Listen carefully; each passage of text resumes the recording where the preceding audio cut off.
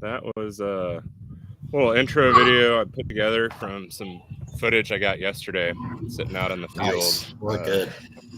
taking care of some bullshit out on one of our leases. And thanks for joining us on another Friday Standdown. We're sitting here last Friday of April, and of course we've got the intern sitting there with his video off. What's up, man? Like I said, nobody wants to see the inside of my apartment, or my face at all. So I just leave the camera on. We've got Walker Kane calling in from his new office space on the Barton Springs side of Austin. What's going on, Walker? Not much. How's it going, everybody? And then we've got the infamous Matt Toohey, Mr. Landmanery, calling What's in up? from a location unknown, but not the office. The penitentiary. The penitentiary. Y'all aren't out at the River House or anything this weekend? Nothing fun? I don't have a river house, so not really. Well, you're always out in the hill country with your family and everything. I mean, I live in the hill country. I mean, kind of. I mean, you live north of me, so it's pretty much Oklahoma. Well, they're out there building the pool right now, so it's loud as shit. Oh, Nice. I didn't realize that y'all had actually started on that. Yeah, it started pretty quick. How long is that going to take? A couple months, I think. A couple months longer than what they say. Yeah. It probably ends up taking 3 or 4 months. I don't know. It started a lot sooner than I expected. So, right before you hopped on earlier, we were talking with Walker kind of about everything that's been picking up in like the Haynesville area and all of that. And I think that with natural gas prices sitting where they are, and I mean, it kind of looks like we're probably going higher from here if exports continue to step up and all that. I mean, have you seen anything come across your desk recently that's interested y'all, or are y'all still kind of mainly just West Texas only? Yeah, we're pretty well focused on in the Permian. So yeah, there's not much that we'd look at outside of our neighborhood out there. Not going to chase the natty prices. Well, I think it may open itself up a bit to gassier opportunities on our footprint. But I don't think we're necessarily going out into a new basin and chasing opportunities that way. Right. So, Walker, you were saying y'all are doing a little bit of non-op out there. Yeah, it's not like something we're doing as much. We bought a non-op package a while back. Since prices have gone up, we've been getting a ton of AF from all the properties. But mainly there were a couple PUDs in the deal, and we were kind of just at the time thinking like maybe sell those PUDs to like a drill co or do something with them. But with the prices going up, we were like, we're just going to throw in. And yeah, sure enough, the first one spudded last week, and yeah, it's going along. I think they're on the vertical portion, they're maybe at like 4,000 feet, going down. I think they drilled the first vertical, then they go over and they drill the second vertical. This is what I was telling Landman Life earlier. then they switched the mud system from water-based oil and drill that lateral, and then move it back to the first pass and drill that lateral, and then come through and complete both. And they save a lot of capex doing it that way. How expensive oil-based mud is compared to running water-based mud, as well as just switching a rig from one system to another, only having to make that switch once. So it'll be interesting. I hope prices stay up and we can get everything completed, or I'm just a participant. Hopefully they can get it all done and prices.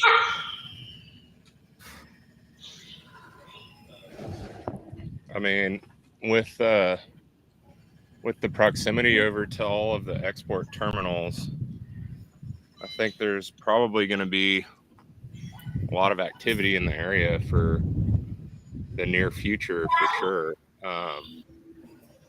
What's the kind of general turnaround time from gas wells, getting them into production and getting everything to sales? Man, that's a good question. I haven't had a lot of adventures in unconventional drilling. So this is for me, I'm used to like recompleting, a 23,000 foot zone and sending it directly to sales and getting like a check 3 months later. So, that'll be interesting to see how fast it happens. I'm sure it doesn't take much longer than that though. If you complete a well, obviously you wouldn't complete a Haynesville well if it wasn't hooked up, ready to get hooked right into sales. Right. And I know pipeline permitting and approvals and all of that has been a problem for the last couple of years, with all of the protests and everything going on around these giant pipeline projects. So I think a lot of those pipelines are at capacity right now. And I think it's a lot harder to get, to market from West Texas than it would be from the Haynesville. But I know that they're still struggling with capacity issues. And those Haynesville wells come on and are just, absolutely blowing and going. Yeah, like 25 million a day. I've seen. Yeah, those initial production numbers are absolutely insane. Yeah, like for an IP rate, that's a pretty reasonable expectation from like a mile-long lateral, just like DeSoto or Panola County, DeSoto Parish or Panola. I've seen some at like 12, some at 20, some at 25, but like, yeah, it's a lot of gas that you got to be ready to process immediately. And then, I mean, it kind of seems like all of these European countries are really starting to taper off on, Russian gas purchases. And again, the United States can't produce enough LNG to satisfy the demand over in Europe, but that's going to drive regardless, if we're sending more overseas, that's going to drive our prices up, which, there's going to be a lot of people that are really unhappy about having, the higher heating bill towards the end of the year, shit like that. And that'll be really interesting to see how that plays out politically here. Yeah. Who's the, was it the guy who's, he says consultant in his handle? Is he the one that works at refineries? Yeah, 90s. Yeah, he was on when you had the guy running for Congress on. Yeah.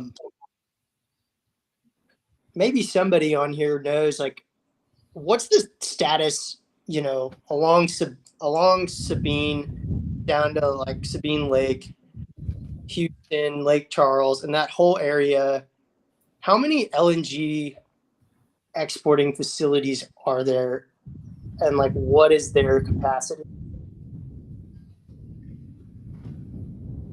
Honestly, I'm not sure. That's something we keep talking about, and Let's see. it says there's 110 LNG facilities operating in the U.S. and that we can produce 100 million tons of LNG. Huh. So 1 ton of LNG is how many cubic gas?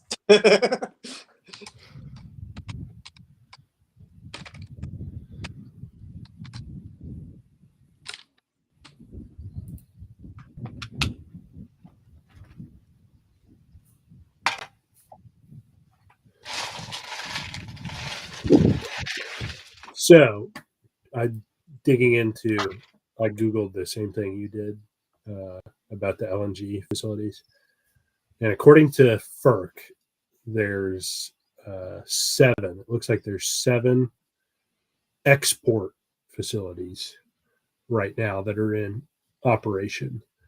One's in Alaska, 2 on the Gulf Coast of Texas, 2 in Louisiana, 1, and then 2 on the East Coast, 1 in Maryland and 1 in Georgia. And then there's 2 under production that have been approved by FERC. And there's 1, 2, 3, 4, 5, 6, 7, 8, 9, 10, 11, 12, 13 that have been approved by FERC but haven't started construction. Wow. And the construction on those, I mean, that's a decade, I think. At least 5 years, because I remember like the Cheniere stuff. Being in like college, 2010 to 2014, when people were really. And that was about the time where they started trying to, because initially that Cheniere stuff was all import terminals, right? And after a couple of years of construction, they had to retool because they had completely missed the mark, thinking that we were going to have a shortage of natural gas here. Yep. And had to kind of retool so that they could start exporting instead of importing.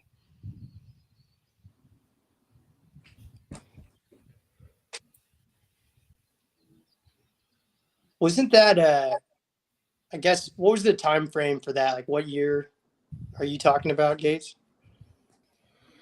That was probably like 2014-ish. Okay. Because I know, like, if you go way, way back, Jimmy Carter just assumed that we were going to have this huge shortage of natural gas. So he, put in all that regulation around producing natural gas. And like, everybody always talks about how short-sighted it was because, we would have figured out, obviously directional drilling didn't exist at the time, but, just how short-sighted it was to think that we weren't sitting on just the largest natural gas reserves around. Yeah, but I mean, he was probably listening to people like Art Berman who were saying that, like shale is a scam and that it was, just a marketing ploy and everything. And yeah, I mean, the first phase of shale absolutely incinerated a fuck ton of capital. And without high prices, yeah, you're probably right. But, with high prices, I don't know. Kind of looks like some of these companies are making some money now. So if you want to scoop on Art Berman that people don't hear a lot, he got hired to be the geologist for this company called Vision Exploration. I don't know if you ever heard of them. They're real tiny in Houston. I think they like contracted him But there are these wells over in Polk County that he drilled with Vision, and basically, like the company I used to work for, we used to drill out there, and I was a geologist, so had a pretty good lay of the land. But I just remembered them permitting wells and putting out slides and stuff on what they wanted to do, and trying to sell equity in their company on the London Stock Exchange through this company called Pantheon. And basically, like, the slides they produced were the most, like, it was like a kindergartner put them together or something. Looks like the original Alpine High logo or something. It was like a blob with like a circle around it and like a call out. Like there's but I don't know. We'd always laugh about it, and then like we were always laughing about this company. We were like, God, these guys are gonna drill like every well location on their thing. Like look at it in geographics, our geology software, and we'd be like, what are these guys even drilling for? Like, what are they looking at? Or we'd like look at it on seismic because no one else was really doing anything out there, and we were trying to drill deep Woodbine vertical. And sure enough, they went out there and drilled like they tried to permit a lateral in the Woodbine, and then they realized they couldn't do that, so they just drilled a vertical and just completed like 3 dry holes and went through bankruptcy. Just like that. So I could just see some person in London like buying shares of Pantheon, knowing that Pantheon's investing in this company in Texas, like, oh, we're gonna make oil money, we're gonna make Texas oil money, just like getting completely hosed by Art Berman. Yeah, I mean, like that can't be the only time that he's done that. There's quite a few stories of instances over the years where he's been hired on to work as a consultant on certain projects and everything, and just absolutely missed the mark on it. Yeah.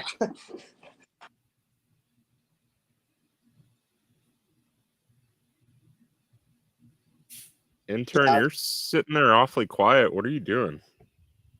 I'm just listening.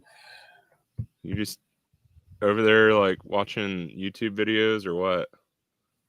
No, just looking at LNG import-export facilities. Doing a little bit of extra research, showing the extra effort there. So where are the two that are in Texas? Obviously one's Sabine Pass, right? Let's see. Let me pull it back up. Maybe not, obviously. This is like things I should know that I ask on the Friday Standdown.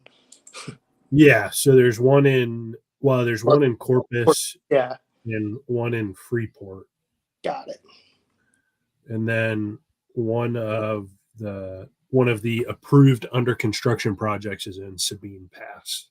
Got it. Okay.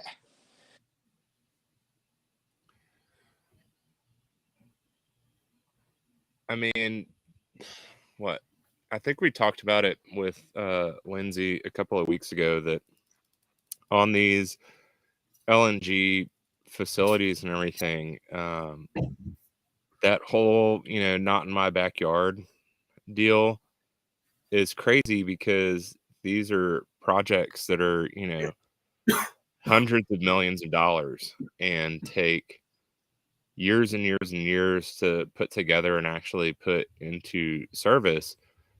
And, now we've got Democrats saying, well, God, we need everybody to start fracking more because it costs too much money for me to get gas. Well, I mean, none of this shit happens in isolation. And it's funny that nobody really seems to understand how interconnected the entire market is. All of the bullshit that they had, calling all of those industry executives front of Congress for that hearing a couple of weeks ago, like a month ago, I think. And all they wanted to do was talk shit to those, major fossil fuel company executives about how they're price gouging American people. And it's like, they kept saying we don't set the price at the pump for actual gas, and Congress basically said we know that that's bullshit. Like, I mean, I think they all know. I think those Democrats, like, they know what they're saying is bullshit. They just know that the average American is going to watch that and not go research. The average American isn't going to go try to figure out, how does the energy supply chain work? They're not going to go investigate past what they, hear on C-SPAN or more than likely CNN or MSNBC. I think they're very aware at how people just jump on the narrative they want to hear, and like, all they have to do is just what they did in that hearing currently with Congress the way it is and the administration the way it is. That's all they have to do. So it's so unfortunate. But yeah, it's like everybody always talks about energy ignorance and how prevalent it is, and it's never been more fully on display why energy ignorance exists than what we saw on TV that day, to me. I mean, so, when all of those people start talking about, like, oh, we need to end subsidies for fossil fuels and all of that shit, it's like, I keep telling everybody, like, the subsidy is actually for the end consumer. It's not for the producer. They're not getting any money from anybody on the government side. That's what I really liked. What was his name that y'all had on here? Missouri congressman. Who was on here too.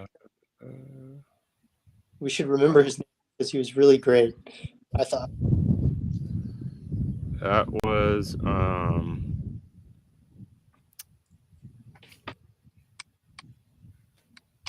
honestly, I don't know.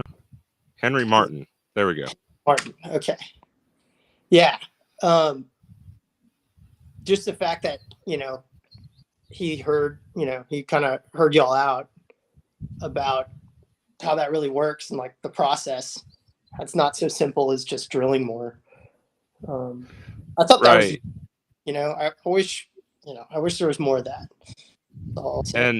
And he did bring up the whole, federal lease deal, and we kind of tried to explain to him that, just because the federal government gives somebody a lease doesn't mean that it's going to be profitable to drill. And a company can spend a shit ton of money only to find out that, the area where they were hoping to, increase production from is actually not profitable. And there's so many different factors that go into how all of that works, but it's just something that most people don't care to understand. And it's unfortunate that, and we said this on the show with Henry Martin, it's unfortunate that the industry hasn't done a better job of messaging about, how the industry works and being transparent about, here's how much money we are spending on these projects, just to be able to determine if it's actually economically viable to do.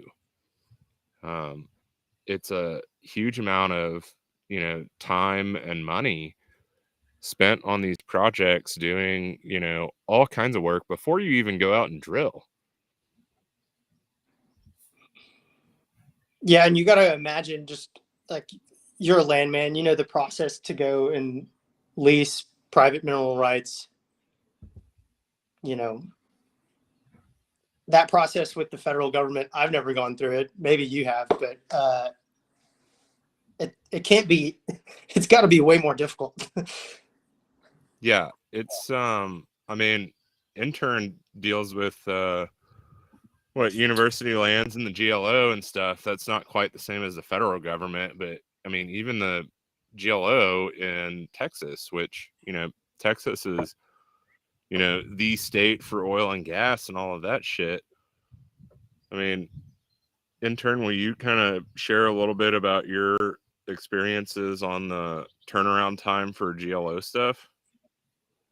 And the GLO is probably better than university lands is right now, but anytime you're dealing with these entities like that, they've all gotten so bureaucratic that it's all about, well, you got to fill out this form and go through this process and make sure you send the check, and then you filled out the paperwork incorrectly, so you got to redo it and then come back. And then the GLO, they have all sorts of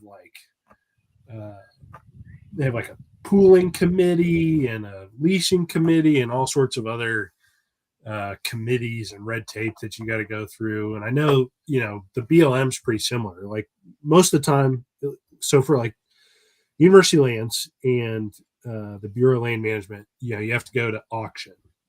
I think the GLO occasionally will have leases that they put up for auction or that you can nominate at the lease sale. So you have to go through that part. You have to bid against other people. You're not just sitting down trying to knock out a one-on-one transaction with some rancher or mineral owner. You got to have all this red tape and paperwork ready to go. And then I don't think anybody tops the Bureau of Land Management about all the hoops and like environmental studies and archaeological studies that you have to go through to get an approved drilling permit from the BLM. And that's probably months. I think that process takes in excess of 3 months, if not way longer. Well, and then you also have the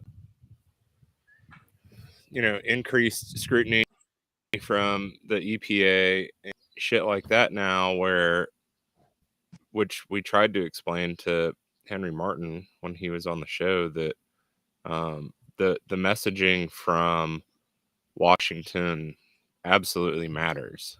And even if they're just saying something like, well, we'll see how long fossil fuels are still around, we're transitioning out of that.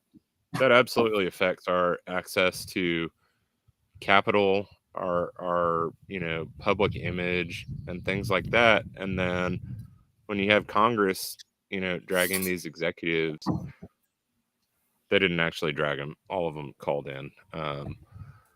When you have Congress, wasting everybody's time and taxpayer money on bullshit like that, it's just not a encouraging market. And again, like, who thought that it was a good idea to try to allege that these companies have a obligation to lower commodity prices in the markets in which they are competing in to make money for their investors? Like, why would that make sense? Yeah, just using the word obligation, it's like, do you think that's something we can control? You're not, when we drilled ourselves into, like drilled ourselves into uneconomic pricing and then continued to drill. Yeah. And so,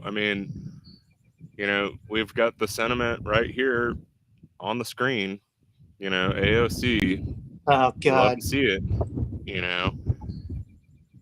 shit like that where, I mean, we've all kind of gone through the ups and downs now, and it just amazes me that when they need us, they act like it's an inherent obligation that we go out and produce more.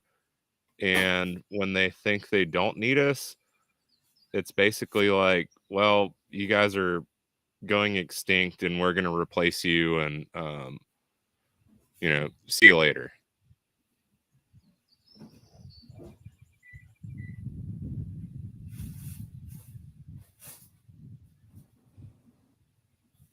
It makes me wonder, I mean, what would our industry look like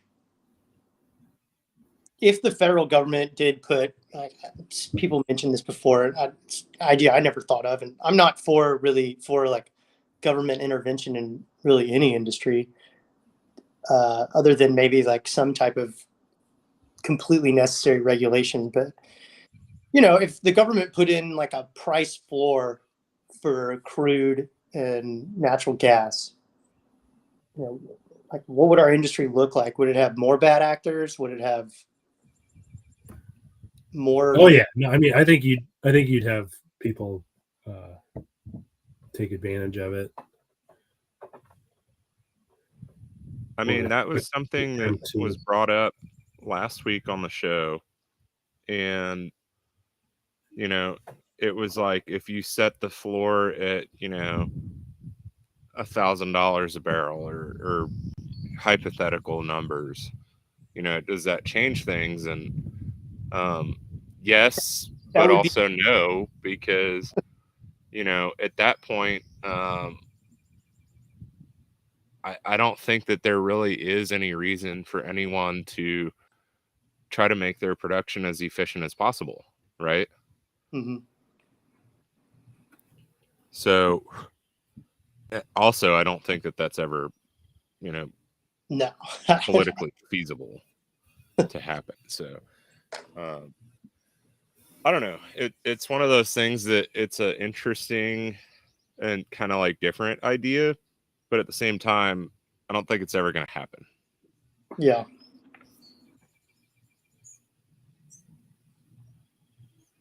I mean, but hypothetically, if they were to put a floor on pricing, I mean, it would have to be somewhere around like $60 a barrel, I would think. That's what I was gonna guess. And then shit, I don't know. I think over time you're gonna have to increase that floor price, have some kind of mechanism, because I mean, shit, with just the cost of inflation alone right now, you're looking at 20 to 30% higher prices on just about anything that you want to buy from a couple of years ago. So I don't know. The argument for that is interesting, but again, I don't think that it's ever actually going to solve any problems. Yeah. And I don't think that anybody's ever actually going to champion that as their political cause. I think that you would have to have some type of also cap on pricing if you're going to put a floor in there. So, the most you can make on a barrel of oil is, $110, and the least you can make is $60. But even at those prices, there's a lot of operators that can't operate on either end of that spectrum. Yeah. Because when you get to the higher prices, I mean, this is a different situation with the supply chain issues we're having. But when you get to those higher prices, there's always a labor shortage in the oil field. And so another thing that we brought up to Henry Martin, there's a lot of companies that if they could, they would be producing more because of the economics of their price model right now. But if they can't get drill pipe, if they can't keep the rigs running, on an acceptable time frame. If you can't get frac crews, if you can't get, just simple parts to keep your wells running, you're running a risk of breaking your model because of too many unforeseen overages on time and equipment costs.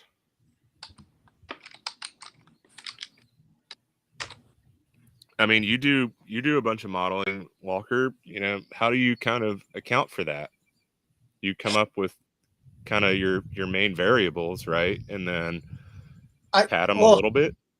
I think, price scenarios, when I look at them, I feel like the industry, like from like E&P, if we're just talking about E&Ps and drilling production, I feel like it kind of like bifurcates E&Ps. Like here are E&Ps that focus on unconventional drilling, and here are E&Ps that are typically smaller, maybe call it like mom and pop to like 50 people, these smaller companies that drill verticals, that recomplete, buy production, improve it. I mean, those are kind of like, that's kind of what I want to do, what I've kind of been working on from an operating standpoint is just how do I get involved in these shallower wells that are economic at low prices, still making money at like $40 a barrel, $35 a barrel. That's like, the volatility just kind of bifurcates the industry. It's like, here are these big shale operators who drill, who AFE millions of dollars out for one well.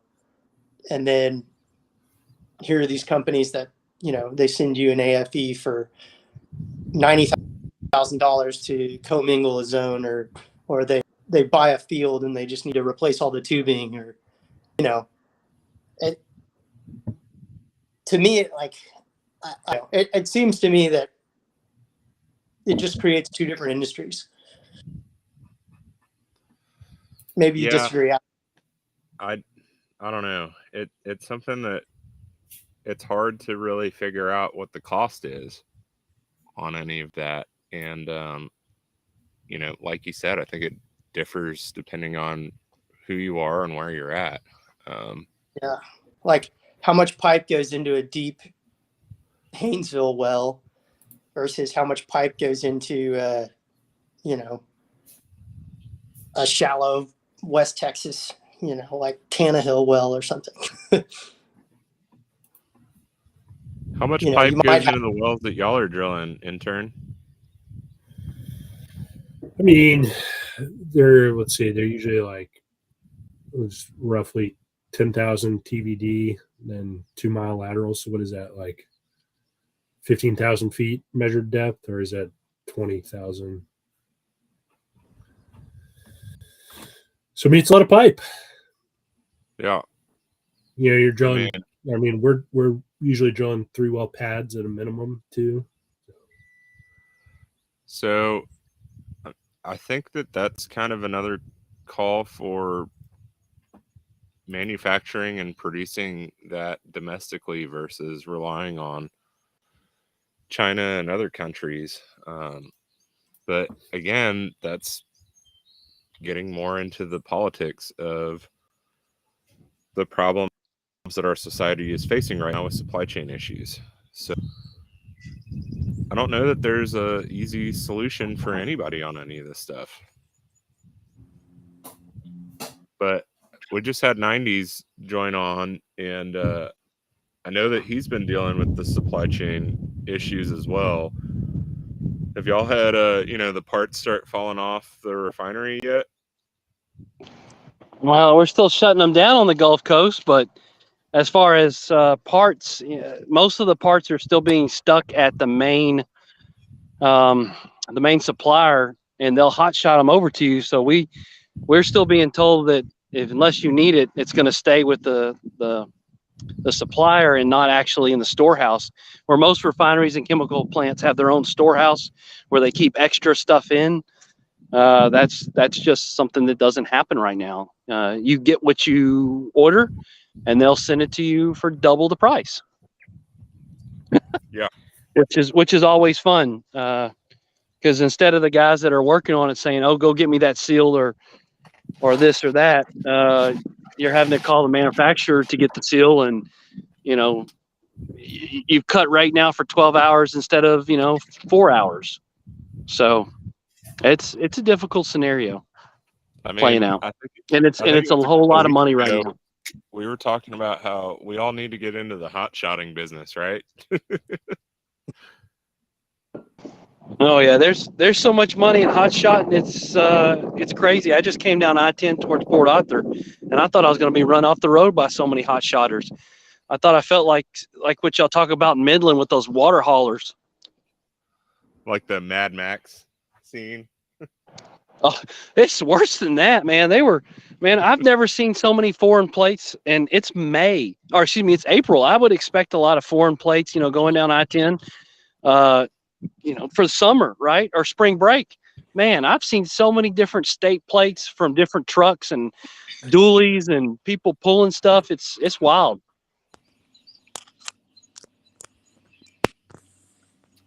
Walker, did you have any questions you wanted to ask 90s? Because earlier you were saying something about our refinery expert. Yeah, we were wondering about LNG facilities and their capacity, and intern looked up just how many LNG facilities there are and where they are, and what's like the variable capacity between those facilities. And he was saying that there's currently 7 and there's 13 more that are permitted. And we just kind of, I was wondering, like, what's the capacity of an LNG facility? How many cubic feet of gas does it take to make like a ton of LNG? Just any kind of metrics that can be applied to the LNG situation. It's really all I was asking about. I think that goes to the type of material that they're pulling in, because it's weird. I had this conversation with a guy that works down here, Sabine. It's like Golden Pass, I think, and he was telling me sometimes they'll get gas in and it's simple, right? And there's other times they start compressing it and shit compresses out of it, and they've got to go back, almost like what you do for like a refinery, and start charging somebody some money because they sold you some bunk shit, right? I mean, clearly it has a lot of condensates and stuff. Now they laugh because they're going to charge the guy who sold it to them, hey, we didn't get what you claimed was in this. But then they take the condensate and the other NGLs and stuff, or whatever they call it, just about the condensate or whatever, and then they sell it too. They sell it and they don't give the guy the money back. It was kind of hilarious that they're doing the same thing like refineries do. Like, there is no waste, right? But at the same time, when you sell something to them and it's not what you claim it to be, or it's not on spec, you take the hit, and then they also get to take the savings. And so there's this whole circularity to that system. And then there's the largeness of it. A lot of the ones on the Gulf Coast that have been running the longest were actually to bring in natural gas. And so they have been building these exporting pieces to them, right? Especially here between like Louisiana and Port Arthur, Cameron, Louisiana, and stuff like that. And so they're actually ramping up now. And so their numbers are kind of wonky. And so I wouldn't be able to put a number on it, but I'll tell you, when they start talking about BCFs and stuff like that, I mean, they're high, right? They're trying to fill up those large tanker ships. Mm-hmm. And they were saying that they could probably do one every 4 or so days. So they're definitely moving some flow. And higher pressure, right? High pressure and a lot of flow. Gotcha. I mean, in order to get that high pressure, you're using a lot of power. But that's the other thing. I don't know if they honestly know how much they can push it yet, because I'm not in that business. But when I talk to the guys, they're still learning, right? The operators are still learning. There's nobody in that business here on the Gulf Coast that's like, oh yeah, we can do, this or that.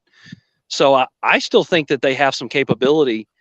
Are they learning where those bottlenecks are and will be able to take care of that in the next 18 months?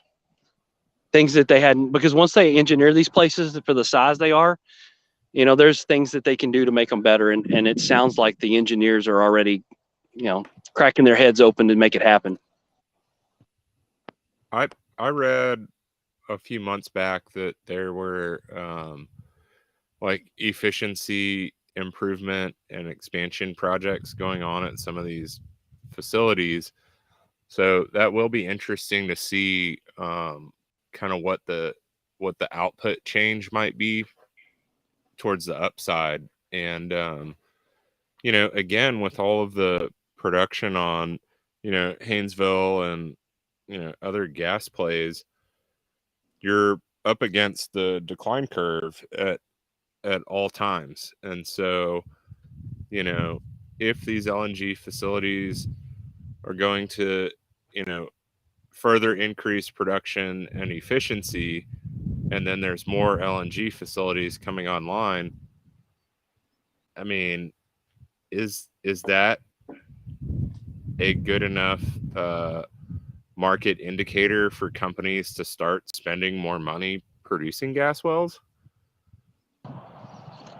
I don't know that, but I'm gonna, before I forget this, I was in a meeting in Houston earlier this morning where a guy was telling me that their chemical plant was going to swap over from using natural gas over to hydrogen, which clearly isn't as BTU, efficient as hydrogen isn't as BTU as efficient as natural gas is.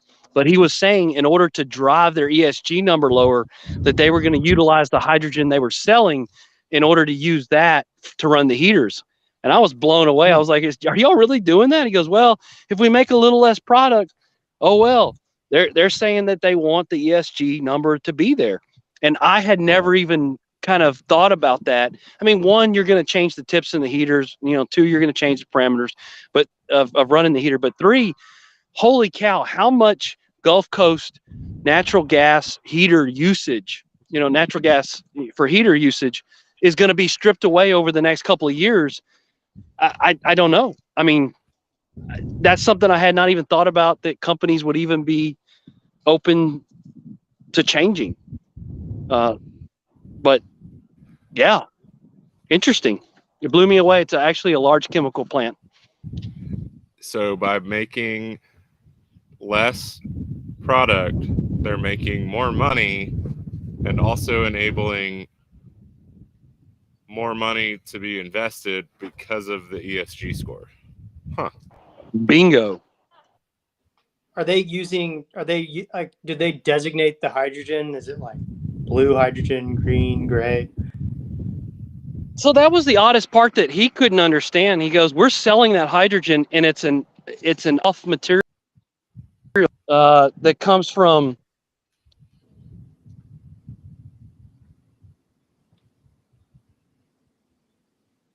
Oh, did we lose him? Fucking Boost Mobile. He's about to get to the good part. I know. This happens every time he's on.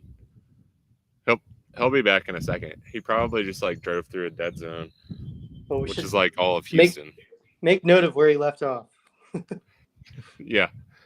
I don't know, that's something that it wouldn't surprise me if more companies figure out ways to pad their ESG numbers by, in essence, making less product to make more money, which again, that's a price environment that is a direct result of the policies coming out of Washington. So everybody gets mad about, Amazon doesn't pay taxes and bullshit like that. But guess what? The federal government came up with those regulations that Amazon's using. So yeah. Amazon can go and write the tax code. I understand some applications for hydrogen power. Like I know Amazon, from what I've heard, Amazon likes to buy hydrogen contracts because they'll run forklifts, you know, in a huge fulfillment center. They'll run them on hydrogen because, you know, obviously they don't produce exhaust. They just produce water, so they can like run them indoors. You know, that's what I've always heard is like the main application for hydrogen is any kind of like anything you want powered indoors. But to just take a chemical processing plant instead of that runs on natural gas and just get it to run on hydrogen, it's like, well, you're taking natural gas, cracking the hydrogen out of it. I mean, depending on if it's like green, blue, or gray, I guess blue hydrogen would be if you took natural gas, cracked it, injected CO2, and sold the hydrogen. Okay, so what is this color coding that you're mentioning on the hydrogen? Because I would think that Democrats would want everything to be green hydrogen. Yeah, they would. I guess, okay, I'm not an expert, but this is what I know. And I'm sure someone, if I'm saying something that's completely incorrect, feel free to interrupt me, anyone. So gray hydrogen is hydrogen that's processed directly from natural gas. That's like gray. It's bad. It's the worst, right? Blue hydrogen would be hydrogen that comes from natural gas, processed out of the natural gas, and then they take the remnants of the natural gas, which is like CO2 mainly, and they re-inject that into like a disposal well, or in some cases they re-inject it in the same reservoir to drive more natural gas production. That would get a blue designation. And then green designated hydrogen, I guess they get it from water, and they'll use like solar or wind power to get it out of water. And I don't really know how that process works, but that's my understanding of the color coding, you know. So, yeah, I have heard about the green hydrogen from water.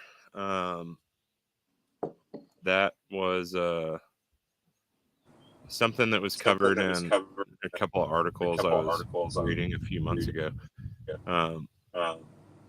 We got Scott and 90s on here. 90s, you're back. Somebody called me and then I lost it. Sorry. But no, I think their hydrogen's gray. By the way, the answer I was trying to give before it kicked me up.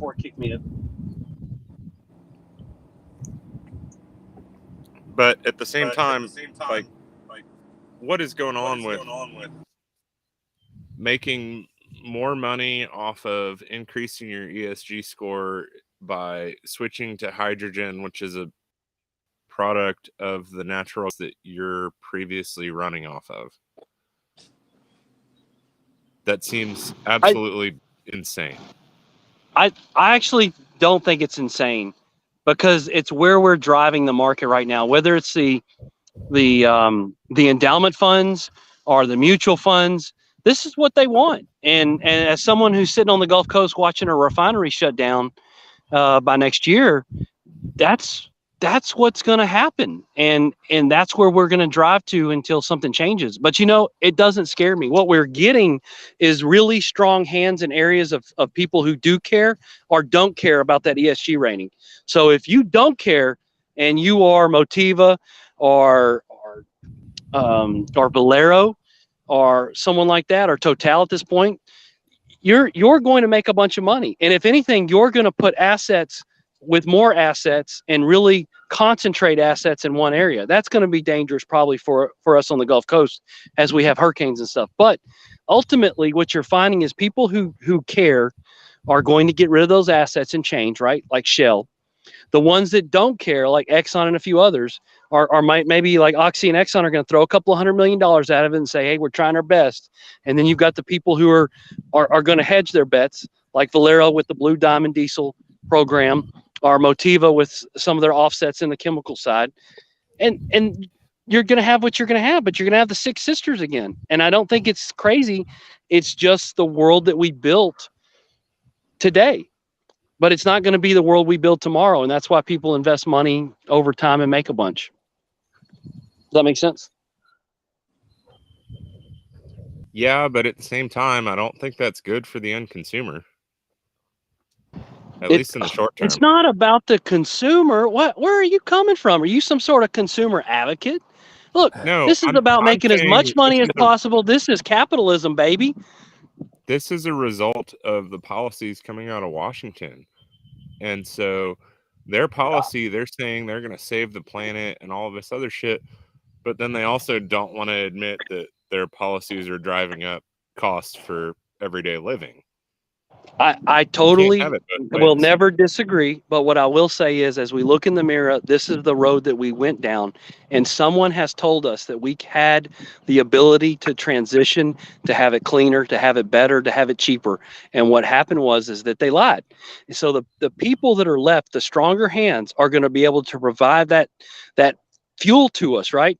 But it's going to be more expensive, and ultimately will drive that capex back up again, whether it be on the Gulf Coast or some of these other places. But you've got to make that turn, and I don't think they're fully turned yet. They're getting there, though, right? So we have to look. I guess I'm optimistic. Is why I'm the way I am. Can I just ask for like a simple point of clarity? Taking, however much natural gas and converting it into hydrogen, like we could all agree that that's, like you were saying, that plant you mentioned that runs on natural gas, they're switching over to hydrogen, right? Like, are they wasting like a clearly substantial amount of energy doing that? They're using a substandard energy source to do the process. That's the issue. So it's like a substandard energy source for their chemical plant. It took energy to convert the substantial energy source into the insubstantial energy source. So, but it's cleaner. But it's cleaner.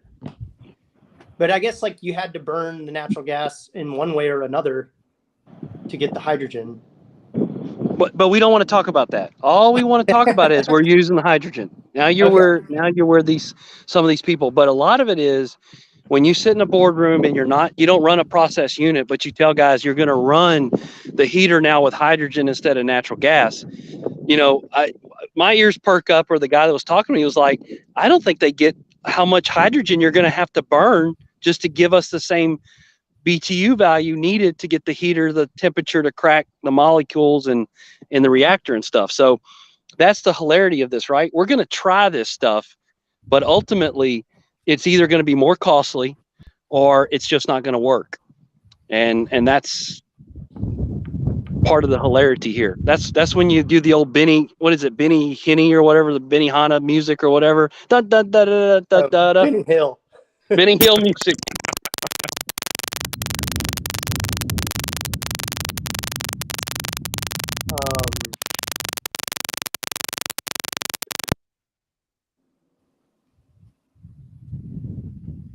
Did we just lose 90s again? No, I'm here. One that heard all that? I don't know what that was. I put myself on mute. I thought it was one of y'all. I don't know what that was. I thought it was me, but it was probably the government. They know that I'm onto them now, trying to use hydrogen to heat Gulf Coast Gulf Coast chemical plant heaters with. And that's another hilarity to me, is that the MOC process, the discovery that has to be done, the calculations that have to be redone, the tips in the heaters, the flows. These heaters aren't set up for hydrogen. This is just going to be hilarity, let alone is if they change their permits here in the state of Texas and they figure out it doesn't work, but it's cleaner. And then they want to go back the other way and actually, I need to get re-permitted for natural gas, right? My CO emissions will be this or that for the emissions for my NOx and stuff. And then Texas goes, oh yeah, by the way, we're not going to give you those increased permits again. Live with this. That's going to be a mess, guys. Because I had said this before, I think the permits for most chemical plants are coming up in Texas. The refineries already did theirs. They've gotten themselves cut back. They've lived within their means. They've put the the upgrades that were necessary into place, the analyzers and such, and they've evolved. The chemical plants haven't. And there's a heat map, and the EPA knows it. And the heat map is the chemical guys, and they're under pressure. And that's why I think some of them are just coming up with this hydrogen bullshit or something else. They don't want to spend the money on what's really necessary, which is the fugitive emissions and actually, tweaking the process not to lose material. Of course, my dad would say that's the smell of money, and that's true. But anyway.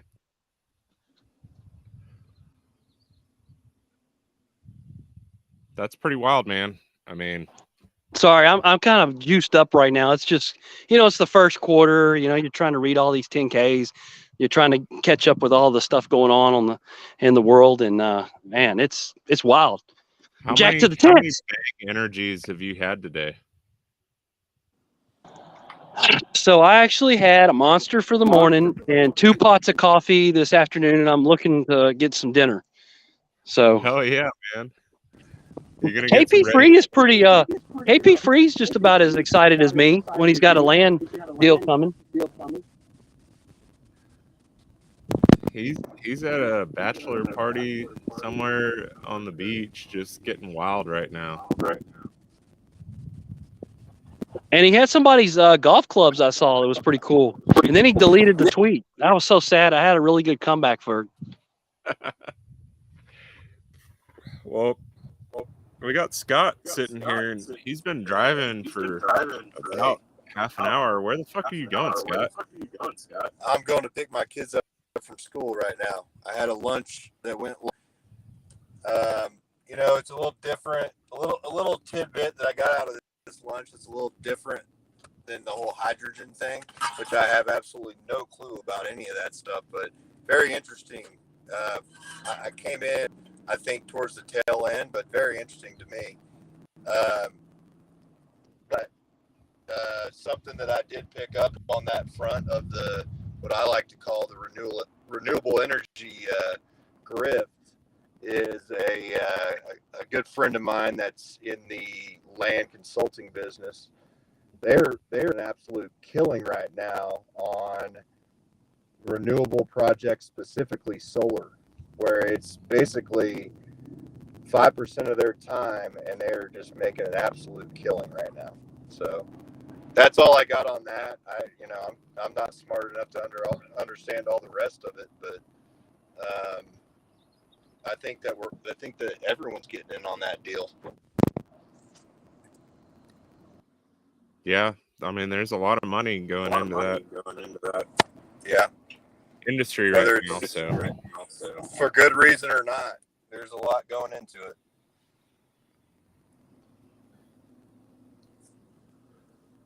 it. Well, I appreciate y'all calling in. I'm gonna have to cut us a little bit short today. I can hear the baby screaming inside, and if I don't go inside now, I might be spending the night out here in the tent. It's not a bad thing.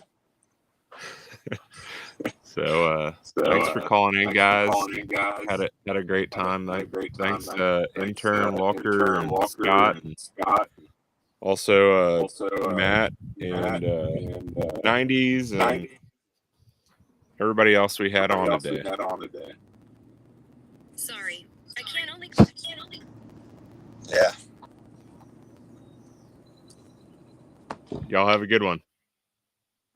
Thank you.